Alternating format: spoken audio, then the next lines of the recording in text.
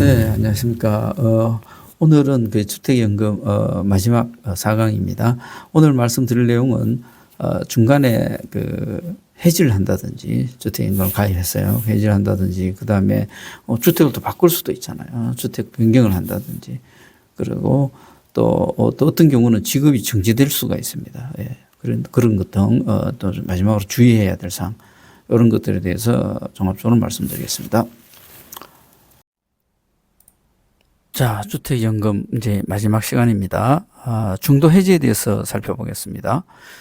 주택연금의 수령 중에 중도 해지하면 그 시점에서 모든 인출액과 연금 등 이자를 포함해서요 상환 정리하고, 즉 3년 내 재가입은 불가합니다.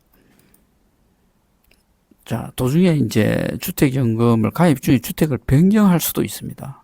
뭐 거의 많지는 않을 건데요. 자, 이럴 때에 보면 기존 주택연금 가입했는 주택과 신규 주택의 주택 가격이 대등하다 이랬을 때는 뭐 정산할 거 없죠. 변동 없이 넘어갑니다. 그런데 기존 주택이 신규 주택보다 가격이 더 컸을 때에 이제 그 차액이 연금 지급 총액보다 크냐 작으냐에 따라서 보시는 것처럼 차익이 클 때는 연금 지급액을 총액을 다시 상환하고 연금액 감소가 되고요. 차액이 연금 지급 총액보다 작을 때는 차액을 상환하고 이제 변동이 없는 식이 됩니다. 그리고 신규 주택이 가격이 더 높을 때는 정산할 것 없이 연금액을 다시 증가하게 되고요. 초기 보증료가 추가 납부를 해야 되겠습니다. 그에 따라서 커지기 때문에요. 자, 지급 정지의 경우가 있는데 이것도 뭐 본인 사망 시, 즉 당연히 지급 정지되겠지만 배우자로 소유권 이전 등기를 할 수 있잖아요. 저당금 방식에서 신탁 방식은 상관없는데, 네, 그랬을 때 이제 다시 회복이 되고요. 또 담보주택의 소유권을 상실했을 때, 뭐 재건축이나 재개발, 또 화재 등으로 했을 때에는 지급 정지가 될 수 있습니다. 또 1년 이상 비거주 시, 그러나 뭐 타당한 이분을 했거나 요양할 때는 지급이 됩니다. 또 그 1년 이상 그 부부가 동시에 거주할 필요 없이 한 분만 주소지가 와 있어도 되니까요. 약간의 유연성은 있다고 볼 수 있습니다.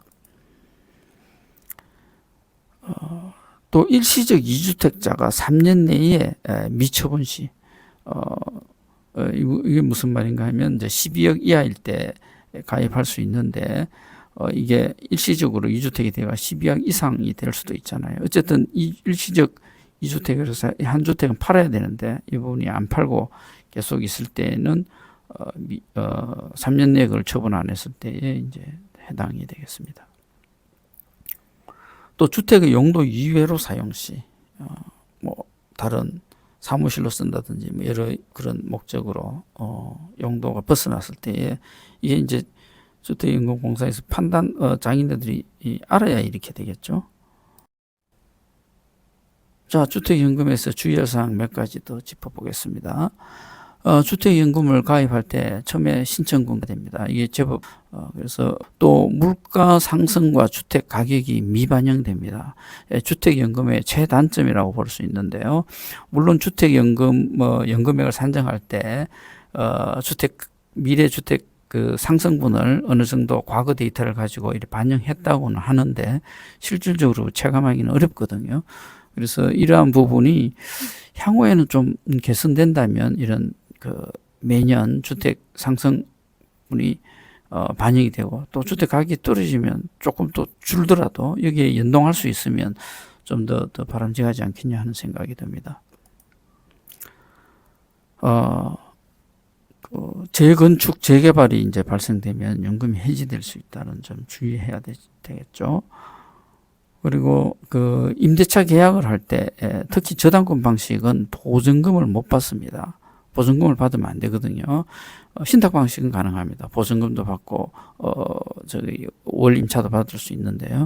그래서 그 저당권 방식일 때는 그 보증금을 절대 받으면 안 되기 때문에 이런 부분에 깜빡 주의를 놓칠 수가 있으니까요. 그냥 월세는 받는 게 가능합니다. 그러니까 주택이 크다면 거기에 내가 살고 있으면서 주택연금도 받으면서 그러다가 일부는 임대까지 할 수 있다라는 거죠. 뭐 괜찮은 것 같기도 합니다. 물론 그 이번에 물가 상승이나 주택 가격 상승이 미반영되는 느낌이 들어서 이게 또 문제죠. 그 미래 가치가 상당히 떨어진다는 의미죠. 또 중간에 해지해버리면 내가 주택이 좀 오른다고 해서 또 이렇게 해지하시는 분이 많거든요. 그럴 때는 이제 3년 내에 제한을 두고 있습니다. 자, 주택연금에 대해서 네 편으로 쭉 그동안에 저 말씀드려왔는데요. 일단 뭐 오늘 했는 거 간단히 다시 요약해 보겠습니다. 중도 해지는 하게 되면 바로 정산하고 3년 내 재가입 불가하다. 주택 변경은 가능하죠. 그 이제 주택 가격과 연금 총액을 가지고 조건별 정산 그걸 따지게 되겠습니다.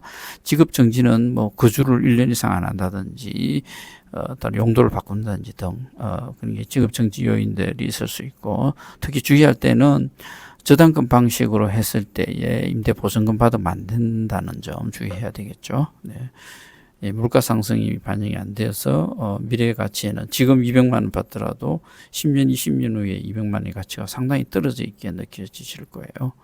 네, 네 주택연금에서 오늘로서 주택연금 뭐, 이 정도에서 말씀드린 것으로 종결 짓고요. 또 이제 조금씩 제가 쇼스로서 새로운 정보나 변경 내용들이 있으면 계속 고지하도록 하겠습니다. 네, 감사합니다.